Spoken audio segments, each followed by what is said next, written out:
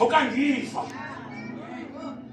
Kukho isibhambathiso zasemfazweni na-decisions ezenziwa ngenxa ye-pressure.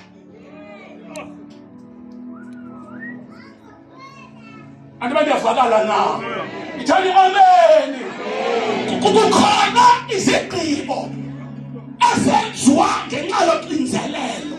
Kukho i-commitment ezenziwa ngenxa yoxinzelelo. Uxa ujonga le nto ujongene nayo onba ndingenza nantoni, ndingenza nantoni, ndingenza nantoni. Pressure phezu kwakho, and uyayiqonda i-risk ne-consequences zale nto, but i-pressure. Lokhu umntana unento yaziwa angafela emfazweni, and isibane sika-Israyeli singaqima yayilithandazwe. He was sold out for izwe lakhe. Kukho decisions umbewu ezenziwa ufumanisa uba ayinguwe lo. Imeko intoni? Meko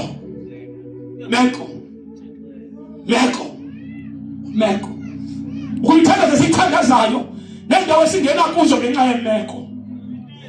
Uqonde le nto ngeke ingayenzi but ingayenza because le imeko if andiyenzi le into lo muntu uzawulahlekelwa. Ngayenza le uxa uyenza ibe luhlazo ebantwini kanti yahlangana. Kukho izinto ngeke sizithethe, kukho into ngeke uzithethe nawe. Wathi esithi pressure amaMowabi ahlangene nama-Amaleki zinhlanga zihlangene. Wathi Thixo le pledge ndiyenzayo yesi sizwe, this sacrifice ukuthe wasinika saphumelela le nto sijongene nayo. Wathi endlini yami ndinefamily nabantu endibathandayo, into ethe yaphuma kuqala izondikhawulela pledge ngayo. Hawe izawundikhosta. Uthule kuyavuywa ngabanye siwinile but yena akawinanga ngoba ngaphakathi ayazi kwi-commitment endenzileyo. Wabuya xebuyayo uleqa endlini yakhe into ayijongile ngubani ozawuvela. Ngathi ndiyawuva umthandazo wakhe apha ngaphakathi ngasengaveli ubani, ngasengaveli mntu. Ithi ibhayibhile wathi esatsho yavela intombi yakhe. Lethu umrhubhe utata uwinile igida wayibona wathi mntanam kune-decisions emfazwe endiye ndazikhomitha kuzo. Apho ndisuka khona bazali apho ndisuka khona kwizigqibo endiye ndazenza khona. But xa sefuneka wakhe wayenza i-decision, xa sefuneka ufeyisene nayo uqonda uba ngasubuye umva. Xa uThixo ezakuphumelelisa ukurhola phakathi kwabantu nge-decisions, abeke i-challenge, abeke ntoni? Awugqiba kule challenge ayibekileyo ajonge uba ngubani ozawuresponda. Xa uresponda ucinga uba wena you are responding to the challenge, kanti awuyazi uba you are setting yourself apart for a blessing. Ndiyavakala bazalwane. Kwavela intombi wathi uphumelana ngoba emfazweni yenze isibhambathiso sakuba uThixo usuwinisile. Into ephume kuqala endlini yami ndinikela ngayo ivala mntana uthini. Wathi tatulile lani yenza njengoko ububhambathise ngako. Intombi yenza njengoko abantu abayazi iveli yokhonza uThixo.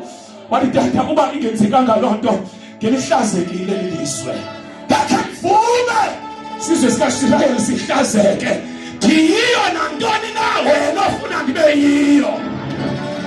Ndiyiyo nantoni na wena ofuna ndibe yiyo. Yenza ngokwendlela obhambathise ngayo.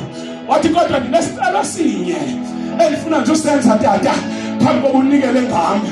Mawuninyanga zibe mbini ndithatha iitshomi zami ezingama-virgin ngesinyuka intaba siyolindela ubu-virgin bam ngesiyokhala sikhalele isibhonono sikhalele ubu-virgin bam ukuthi inkosi zawuhamba emhlabeni ndiyi-virgin ndingakhange mna ndibe nabantwana ndingakhange ubone ndibuve kanti ndiyi-sacrifice kwenziwa i-sacrifice ngam wathi ndiyadanaso nje isicelo sam khawumthathe unikela ithuba lenyanga ezimbini ngenyuka intaba naneetshomi zam wathi emveni kwa-2 months xa sisenzile isibhonono sikhalela ubu-virgin bam kuyaselebrate uba ndiyi-sacrifice andalinganga kodwa khawumnika ithuba ndifuna ukhe ndiye kusomandla ndiyatsho uba zithini ii-benefits zale sacrifice engaka ngoba you can never silence a voice of a giver, a voice of a sacrificer.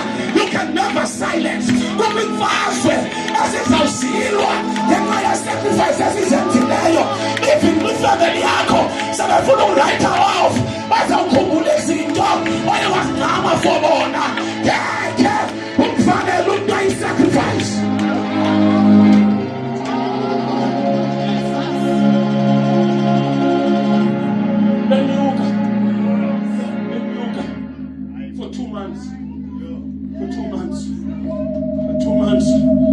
Intombi senza isibhonono, intombi kayifake i-sacrifice bakhala u-virgin bayo kodwa after 2 months yebuya laa ntombi yathi tata ndiready.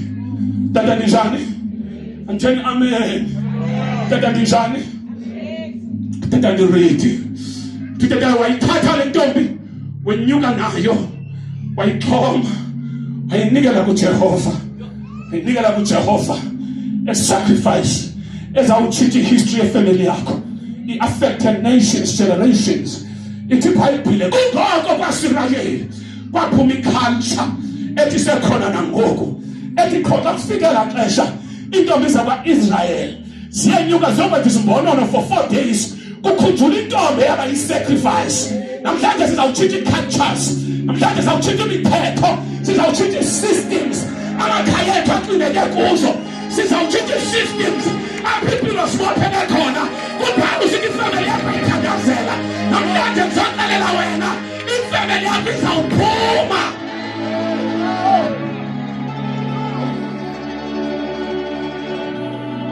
Tell her phansi. Yes, Lungwini ufundele i-First Kings chapter number 2 verse 7. First Kings chapter number 2 verse 7.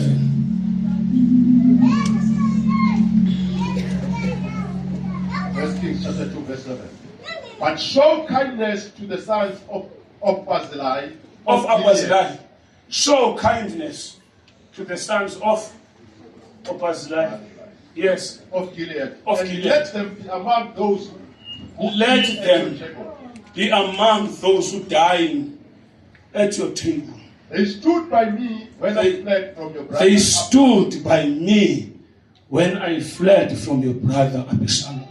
Amen. And remember. You have with you Shimei, son of Shimei. If any version, no verse, any version. Yes. Thank you. But deal loyally with the sons of Barzillai. Yes. The Gileadites. Yes. And let them be among those who eat at your table. Yes. For with such loyalty they met me when I fled from Absalom your brother. Listen, hlala phansi. Sakunikeza enye version. uDavide usekoneni uphi uleqwa nguAbsalom. uAbsalom yisani yakhe biological, uleqwa nguye. Xa leqwa nguye kwavela uAbizalai. uAbizalai kwavela uBizlai. Azizinto wavela yena. Xa velayo ithi iBhayibhile wasacrifice enhlango by taking uDavid in, waprovide for yena la season yonke. Ngexesha enza lonto uAbisalaye uDavid kanti lento irecordishini utheka ezawufa ufunde la chapter ezawufa wabiza uSolomon wathi kukho indoda ethiwa uJowabi wathi uJowabi ngicela ungamvumeli nawe uyamazi aye engcwabeni eyingwevu, deal with him ngoba wathi betray emfazweni wathena ngoShimei bathafika kule indoda wathi ngicela ungithathele onyana bayo akasaphilo tata akasathilo the voice of a giver akasekho but kodwa onyana bakhe. Can I have 2 or 3 people bazintona bathathu nje bakhawulezileyo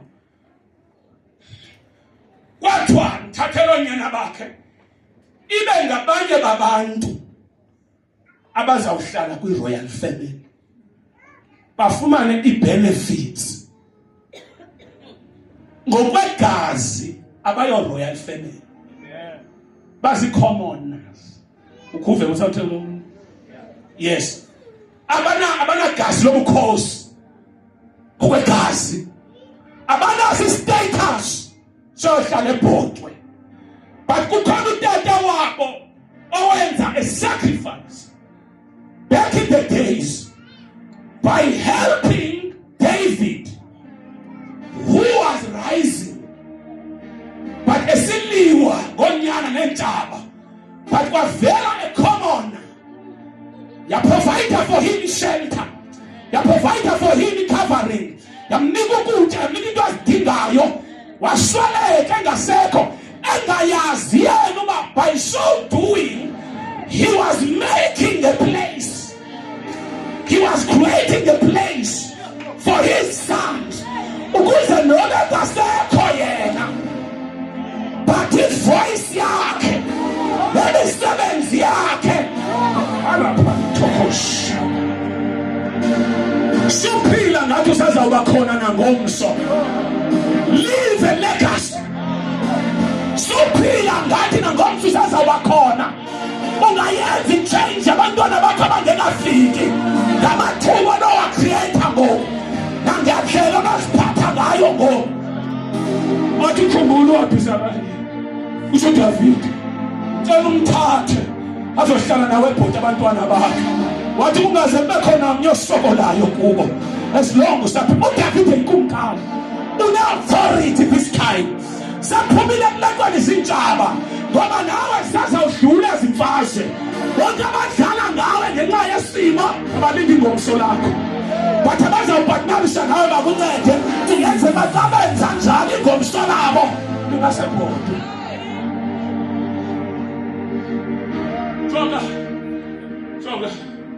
Jonga wathi ayisekho le ndoda, but le ndoda le yandigcina yandifihla ndileqwa yi-black sun yami ndingenamandla olwanayo wandithatha uthi ndiyakucela, but le ndoda ngoyenza laa nto ayiyazi uba ngaba i-creator i-platform nendawo for ifamily yayo ebhodwe, and abanye babantwana ikhona incawa ithani amen, abanye bezisons bazityela nje intsango abadeserve kwa ubheke ebhodwe, abanye bezisons bayazijolela nje bayazinxilela banalapho bathanda khona, kanti utata wabo ngexesha saphila wabenzela indawo, sisavala unyaka uzakwenzela indawo abantwana bakho, uzakwenzela indawo ifamily yakho.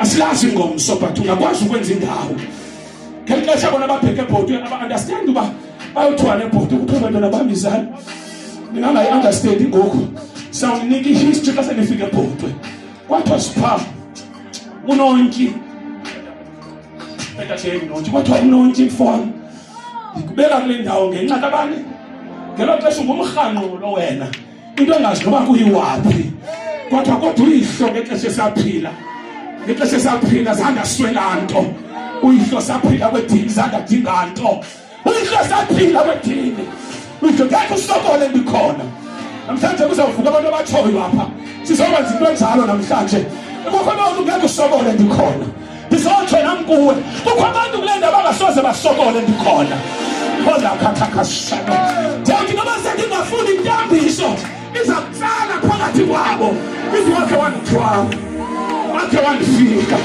wakhe wahamba nami wathi wabizana ihlo wahamba notata uthi uSolomon wathi wahamba notata wahamba nabani ngeke uyisilence ivoice yomntu onikelayo ithi iBhayibhile ku-Abel noma efile usakhetha noma efile ungcinelwa nguThixo ngenxa yokholo by faith. In the Bible, God testifies ukuthi u-Abel even though he is dead but his voice I don't care uzaninterpreta njani abafana bonke kukho abathathayo. Go and read your Bible. Abizalaye akekho but uhlangahlanga isitrone because ezindlebeni zikaDavide ivoice yakhe ikhona ethi maniba uDavide umkhumbule akaqala uyenza lento ngenye imini wabheka kwaSawule wafika emadadeni akwaSawule sekunakele yonke into ngamabhodlo uhlala phansi bafana bami. Let me finish. Wathashekho nempunge na endlini kaSawule ndiyenzele inceba ngenxa katata kaJonathani ngoba uJonathani esaphila ndathi ndilekwa zintshaba utatakhe wangenelela wamfihla ndilenda wankuyo andisifikelanga kukho abantu abenzeka kule ndawo kuyo kukho abantu abenzileyo wakule ndawo kuyo akekho umuntu asifikeleyo bangaza abantu ababethwele wena kodwa bakhona abantu abethwele wena ungabalibala abantu abaye bakuthwala ngexesha lobunzima ungabalibala abantu abaye bema nawe ungabalibala abantu abakuphakela ungena kutya ungabalibala abantu abamncibise ungena mpahla. Ithi iBhayibhile uDavide wathetha ngoJonathani kodwa bagcakeni kwavakala ivoice yathi ukhona uMefiboshethi usendlini kaMakhiri elodipha akakwazi uhamba kodwa sibaxesha la status sakhe kodwa kukhona icovenant katatakhe ivoice katatakhe lona efile but iyathetha namhlanje ndifuna siyazi nasivala unyaka ukuthi bazalwane we will end well.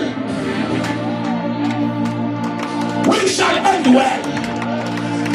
Mama wele ungayenza indawo for amawele akho athi selabanjwa insango athi selabanjwa zidrugs but ukhuthula ivoice yakho iphakame ithi bexesha kusaphila kukhona izinto ezasenzayo ivoice ingavumi abantwana bakho basokole nikhona kule ndawo yinto lento namhlanje abantwana bakho bathi sebesokola bemaphile babuye because kukho ivoice esifingelelweni. There's a voice in the altar. There's a voice. There's a voice. There's a voice in the wilderness. There's a voice in the wilderness that is crying. That is crying. Into Genesis the momento when goes. Yes, but there's a voice that was crying. Namhlanje sizawunika echo kwivoice yakho. Namhlanje sizawuactivate voices sabantu wakho abanceda bakushiya esithubeni. Next move yakho ayifuni umthandazo ozawuthandaza ngoku but idinga ku-activate ivoice emithandazo na-sacrifices owakhe wasenza. Oh nakataka meketekeshana ulapatokashana olitakashana Mefiboshethi kwafika uThixo elodipha ubhutshulwe umkakhe na 5 years akamazi umkakhe yakhe wafela emfazweni kwafika uThixo wathi kunendoda ekuthiwa nguDavide eyayingumngani kayihlo babenzela isibhambathiso besaphila sithatha isibhambathiso ubufe kuqala undihoyela ifamily yami uba ndilele kuqala undihoyela ifamily yakho yitho ulele kuqala ndzawo ifamily yakho qala undihoyela ifamily yakho uba ndilele unawo ulele kuqala ndilele kuqala wena uzihoyela ifamily yakho uyayifanele ndishoyo kuDavide noJonathan bayayazi uba abaphileli kungabhubhi bafuna ushila gasi behind bona ithi Bible uJonathan walala but icovenant yashekile because icovenant nomuntu abhubha ibhubhi yona isacrifice nobubhubha ibhubhi yona walala wethu Mephibosheth ithi Bible wayefunqulwe wathathwa wasiwebhodwe kasiwebhodwe kodwa ngenxa kayihlo uJonathan kodwa masimaphi akade omkhulu kodwa asezitshaleni kodwa yena ebantwini belelolima lithi ayafunwa ebhodwe sifuna neprophets zalani iminyaka bebewasebenza zize apha kuMephibosheth kodwa indlu kade kaJonathan kwalanda intsikelelo ilandwa into because you cannot silence a voice of a giver egameni lenkosi yami uJesu yaseNazareth kuthi iBhayibheli uKhayini wena uKhayini noAbel bezonikela ithi iBhayibheli uAbel wathatha umnikelo otyebileyo in his heart he was wayengekho sure ngento ayenzayo but before God yaba ne-meaning emzulu kukho izinto zawuzenza phambi kwakho zinezinto ezincinci kanti before God xa ushiya umnikelo eflayithela noKhayini wawushiya ithi iBhayibheli uThixo koneliswa kumnikelo kaKhayini. Sometimes I want to challenge your commitment, not in terms of giving what you have, but in terms of giving yourself as a living sacrifice unto God. How far can you go? How far can you commit yourself? Do you call it a commitment? There's a level.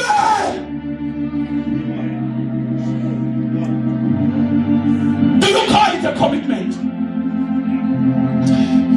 We call it a pleasure.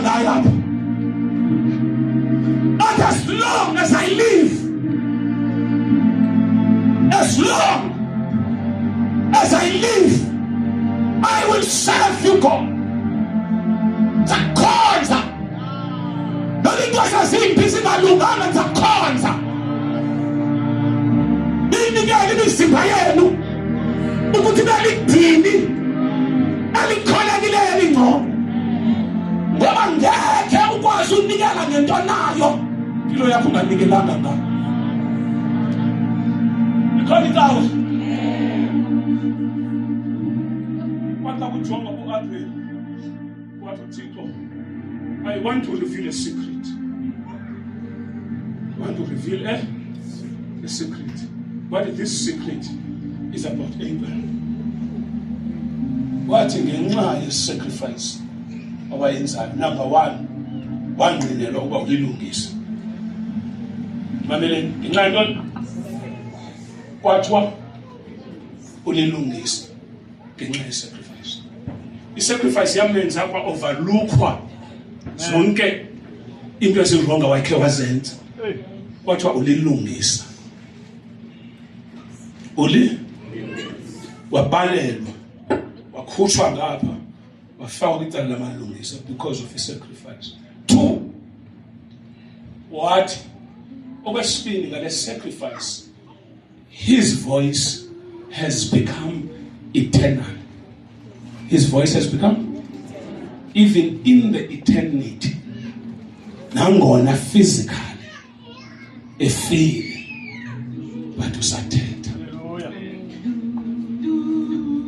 Tivule argument kulo ndawo nangona efile nikhona abantu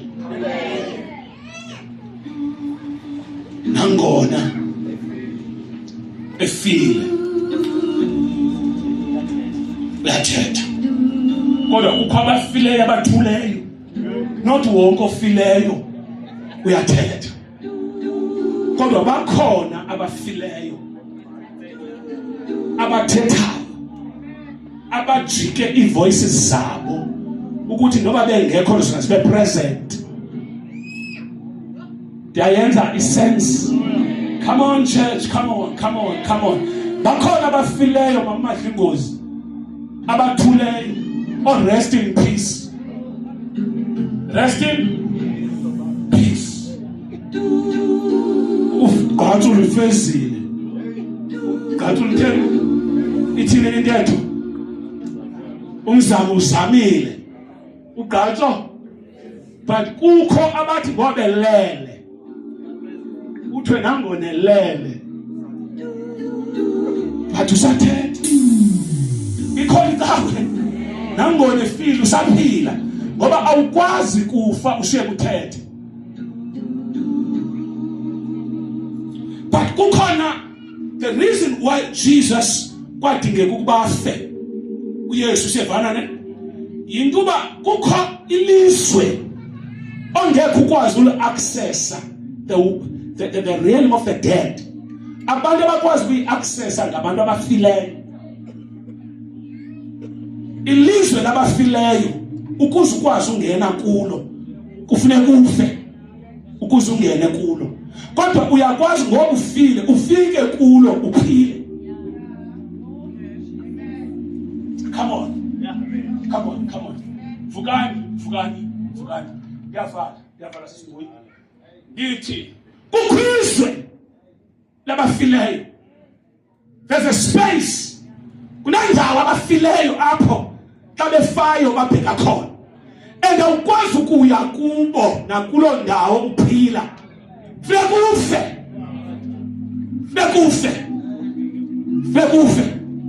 Na uDavid uYesu kwafuneka afumane license ivisa yokuya kwelabafileyo ngoba izitshixo azikho apha sikwelabafileyo. Na kufuneka afile ayogqiba iassignment ayizeleyo. But efika kwelabafileyo wafika wangophilayo. Ikhona letawe umntanga aphethene. But efika kwelabafileyo endaweni wathini umntatheni ngapha kodwa efika kwelabafileyo because una assignment ephakathi kwabantu abafileyo. Noba singcwatshwa sonke but i-assignment izethu kwelakhala.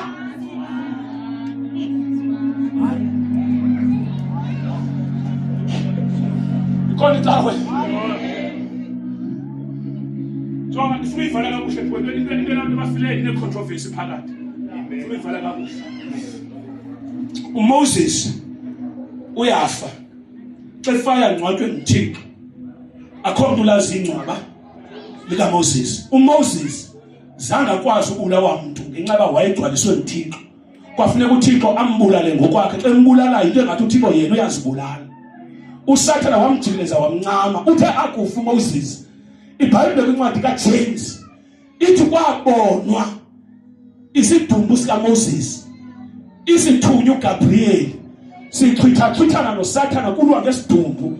Yintoni eyenza uSathana bene interest esidumbini sikaMoses? Yinto uba ufuna ukwenza i-postmortem uba le ndoda yafa njani ngoba ndayijikeleza ndakwazi uyibulala. And xa ndinoyifumana indlela yafa ngayo ithi noThixo ndingakwazi umbulala. Ngoba labafileyo uMoses isidumbu sakhe sisakhangelwa sisoko. Kufuna isidumbu sakhe siyakhangelwa ngoba pha yinto eyenza umdla kaSathana esidumbini esingasekhoyo. Ngoba i-assignment kaMoses nobe ngapha but ayiphelanga ngapha. Ngexesha uYesu asentabeni eminquma kwi-transfiguration kubona uMoses evela. Because nobe afile unayo i-access kwelakala. Unayo i-access kwelakala. Uyakwazi ubheka kwelakala aphinde uyazosebenza kwelakala. Xa kwelakala ephikwe emhlabeni uyavela. Xa vele uvele hamba no-Eliya baphelele entabeni. Libe excited ibandla entabeni. Athi uYesu xa behla entabeni ingayithethi le nto ngoba bawuthi siyathakatha. Ngoba uyakwazi uba ne-meeting nabangasekhoyo. Sibayiveza loo nto ngoba nobe efile sathetha. Na uYesu befika ngapha ufala efika ngapha ijonge incawe andithi nihambe niyonqula abantu andithethi loo nto but uba niyafuna uyibuza nayo uzayiphendula but mamelani uthe uyesu befika ngapha ya kuthiwa wangena eHadesi xa ingene eHadesi kwakho ukukhanya kuthiwa eJerusalem kwabonwa amangcwaba abantu abafileyo bevuka because ufike waphila phakathi kwabo kwizwe labafileyo wafika ephethe ukuphila bathe bebefile ukuthi babone eJerusalem amangcwaba ehamba kwizihlalo zeJerusalem amadoda bebhubha iminyaka abone ehamba eJerusalem bathe into lesiyibonayo uYesu ufikile phakathi kwabo ephethe ukuphila wabona uSathana wathi ngicela izithixo zelabafileyo wathi ngizolanda zona into endiyizele ngapha yiyole usayifika engcwabeni uMaria beyomjonga siyabuza isithunywa nimfunelani ebazalwane namandla lesiphetheyo ophilayo phakathi kwalabafileyo uyavela uYesu after 3 days uthi nazi nezithixo bengifile ngavuka nazi izithixo zelabafileyo. You can never silence the voice of a giver. Be a giver. Be a sacrificer. Somebody gama lakho lishiyeke kwalithala lithetha.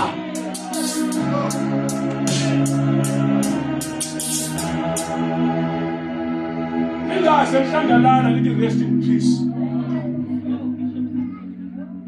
Never continue.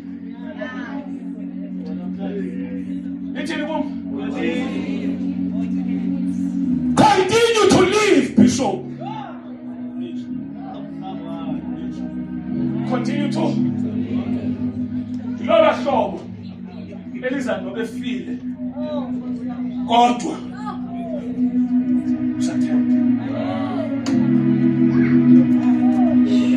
a voice of a giver, not a voice of a preacher, a voice of a voice. You can never silence that voice. Voice yangu Sathana ayingama tu, ayingama.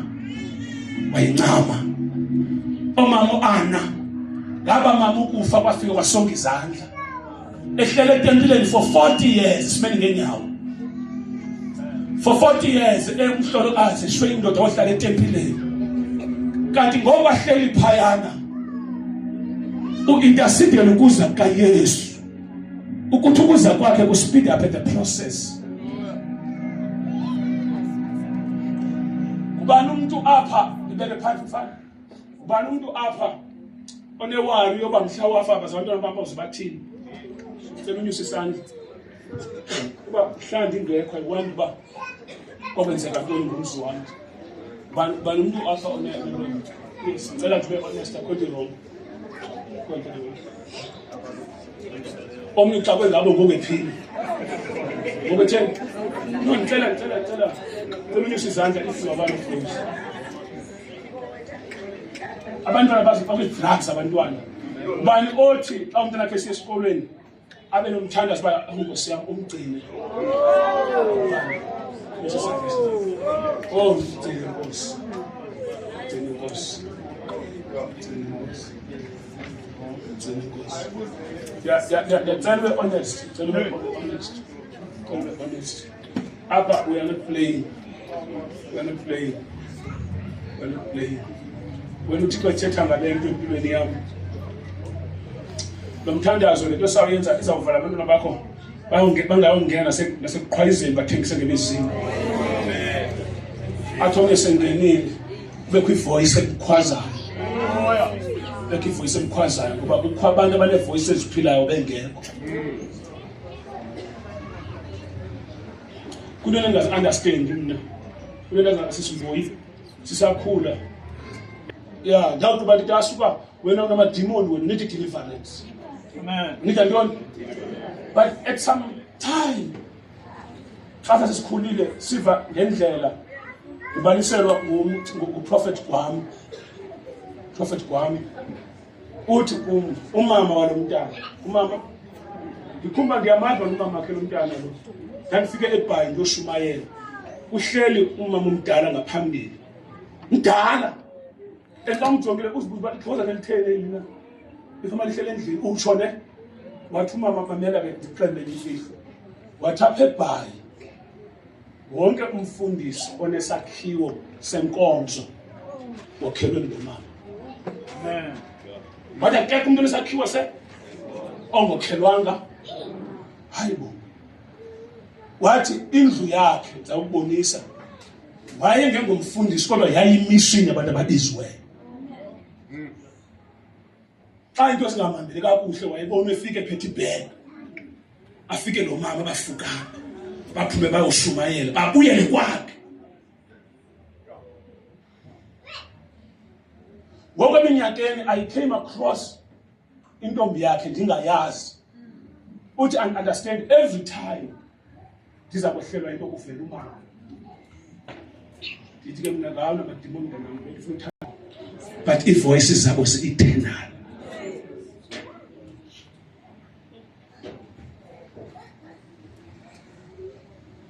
Namhlanje kulapha we are closing.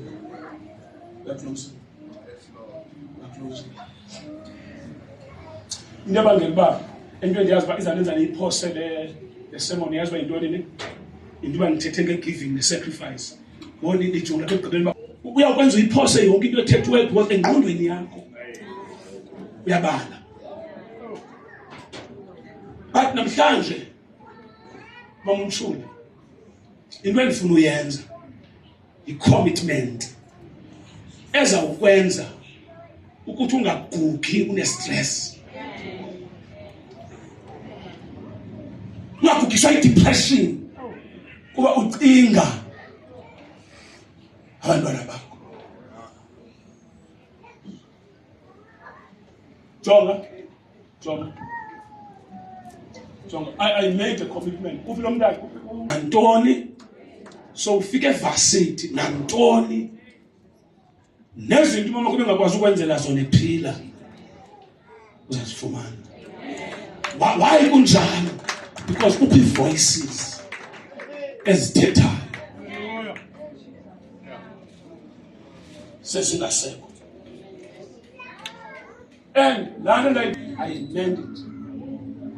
That ends sense. That ends sense. Ile nto namhlanje ndifuna sifike kuyo. Phakathi kwenu bakhona abantu endizawuma ndithi inkosi not ngalo. Not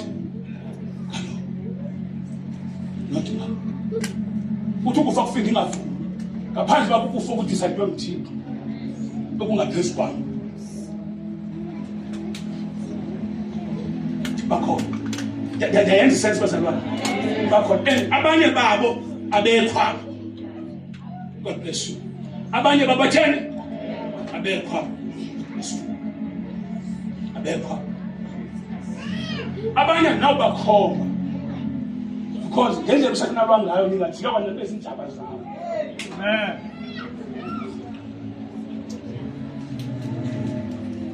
Ebona umusundla uthi ngakuthatha noba after 10 years noba after 15 years but mhlawumbe kokuthathayo uphole ukululamela ukufa ujongele nokufa uthi nawe ukufa ndiyafuna uhamba but undophila ndiyakufuna because andiphila ndiyinzuzo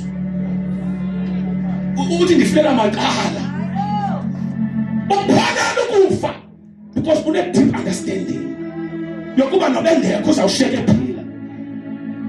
Bazalwane gqithani kwi-level yokuba ube useless ngapha uphinde uba useless nangapha ya.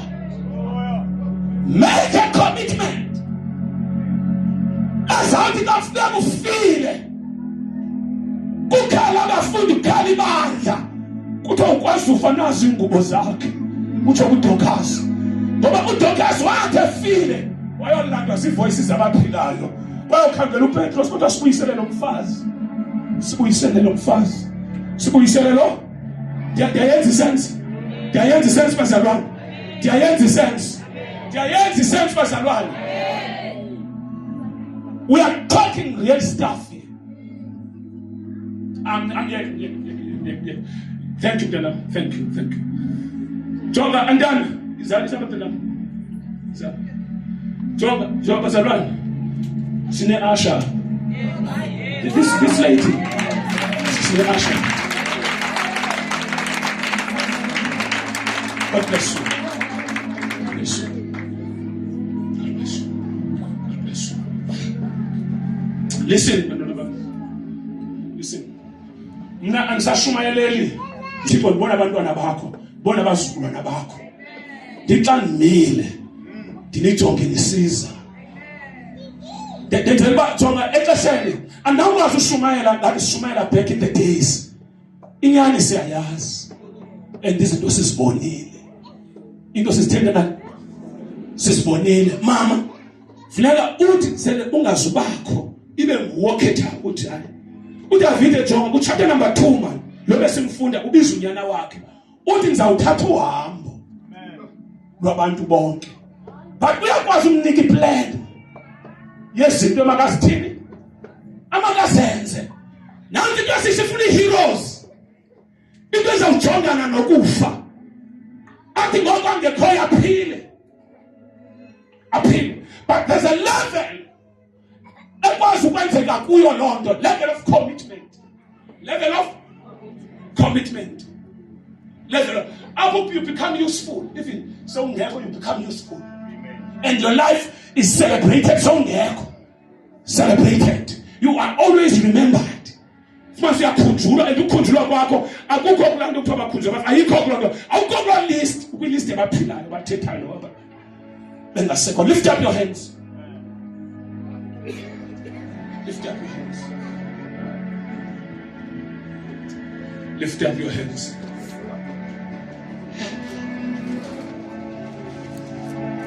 Oh.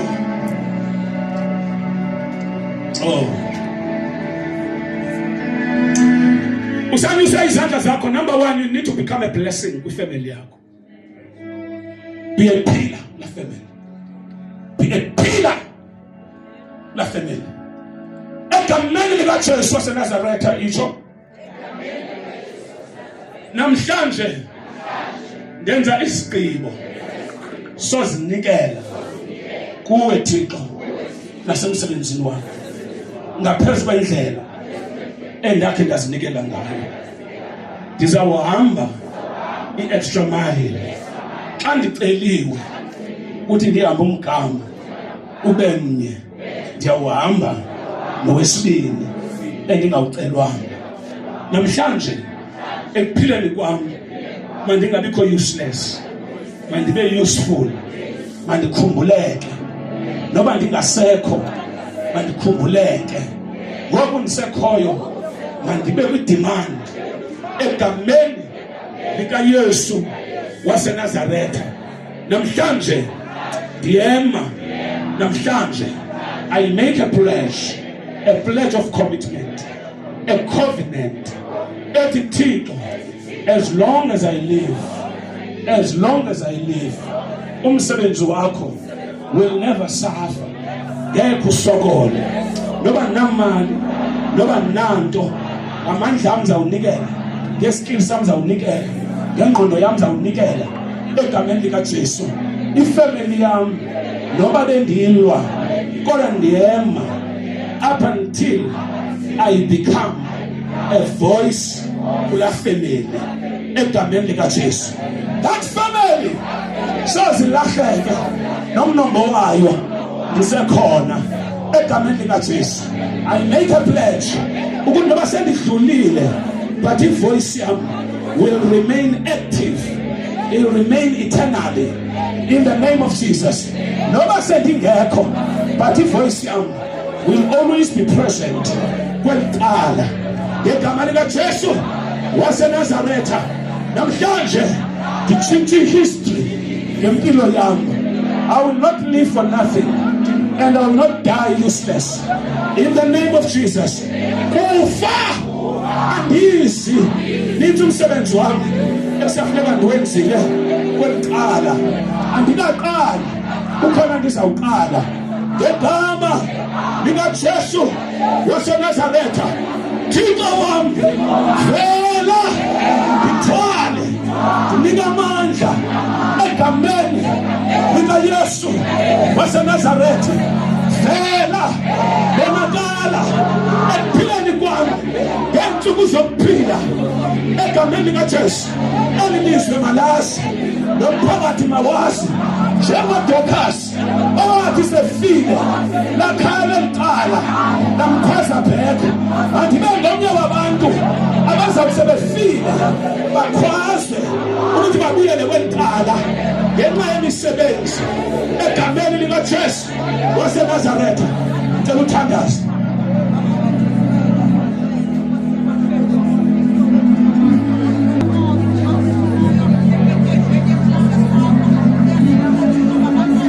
In Jesus' name. Listen, wasimengenyawo bangahlala badala, wasimengenyawo. 2014